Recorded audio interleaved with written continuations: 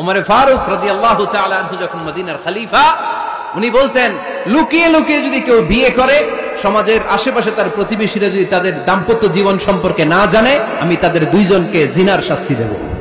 কারণ লুকিয়ে বিয়ে করা যায় না, সবাইকে জানিয়ে অ্যানাউন্স করে সবার দোয়া নিয়ে বিয়ের পিড়িতে বসতে হয়। চিল্লায় বলেন ঠিক কিনা? এজন্য ইসলাম শুধু হারাম বলে জিকির করে নাই, যেখানেই হারাম তার বিপরীতে ইসলাম হালালের বিকল্প দিয়েছে। ঠিক কিনা? এই নিয়মটা বুঝতে পারছেন? সবার কাছে ক্লিয়ার?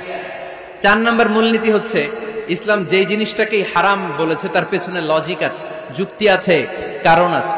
3টা কারণ থাকার কারণে কোনো বিষয়কে ইসলাম হারাম বলে। হয়তো সেটা হাবিস, অপবিত্র, যেমন পেশাব পায়খানা খাওয়া যাবে, হালাল না হারাম? কারণ এটা অপবিত্র। ঠিক কিনা? 2 নম্বর হচ্ছে মুদের, এটা ক্ষতিকর। ইয়াবা খাওয়া, এটার মধ্যে অনেক লাভ আছে না? হ্যাঁ, গাঞ্জা খাওয়া, সিগারেট খাওয়া, হ্যাঁ, স্মোকিং কজেস ক্যান্সার। ধূমপানে কি হয়? কর্কট রোগ হয়। পৃথিবীতে এই একমাত্র খাবার যেটা টয়লেটে ঢুকে খাওয়া যায়।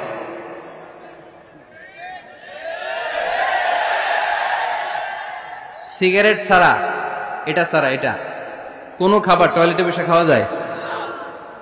সিগারেটই পৃথিবীর একমাত্র খাবার যেই খাবারের প্যাকেটের উপর এই খাবারের বদনাম লেখা থাকে। কালিয়ারার বাজারে এক ধরনের বিস্কুট আসছে, মনে করলেন, দেখলেন যে বিস্কুটের গায়ের মধ্যে লেখা এই বিস্কুট যেই খাবে তারই ডায়রিয়া হবে। খাবেন? দোকানওয়ালারা কি কইবেন? তোরটা তুই খা, তোর ডায়রিয়া হোক, তোর 14 গোষ্ঠীর হোক, আমরা খাবো না টাকা দিয়া। ঠিক কিনা? কিন্তু কি আজীব তামাশা, এই সিগারেটের উপরে লেখা এটার বদনাম, যে এটা খেলে কি হয়? ক্যান্সার। এরপরও আমরা খাই। তারপর এটা হয় টোবাকো প্ল্যান্টস থেকে, তামাক পাতা থেকে। কালিয়ারায় তামাকের চাষ হয় নাকি?